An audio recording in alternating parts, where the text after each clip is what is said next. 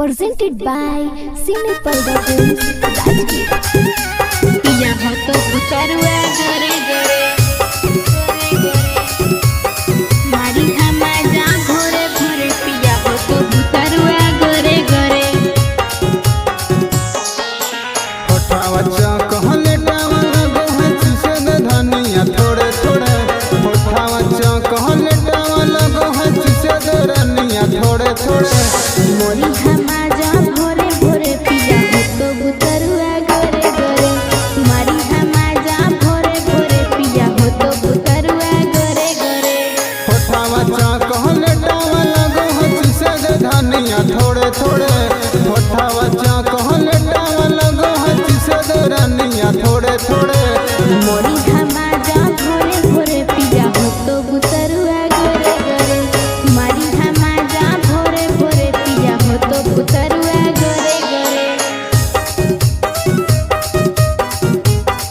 पिया हो तो उतरुआ गरे गरे मारी हमा जा भोरे भोरे पिया हो तो उतरुआ गरे गरे बनल हाँ कहे मुंड धानी सट दे तू बांस गे देख के है तोरा हमारा हो नहीं बर्दाश्त गे नहीं बर्दाश्त बनल हाँ कहे मुंड धानी सट दे तू बांस गे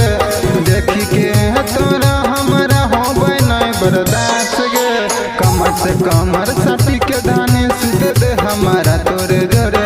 कमर से कमर सटी के धानी सुत दे हमारा तोरे जोरे ए जी मोरी हमा जा भोरे भोरे पिया हो तो उतरुआ गोरे गोरे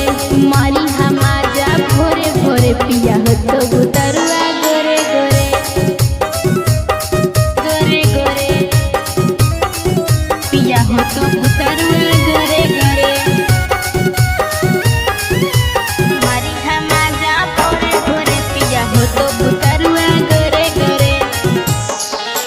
कब से हियो तैयार गे धनिया करियो हमें बैठ गे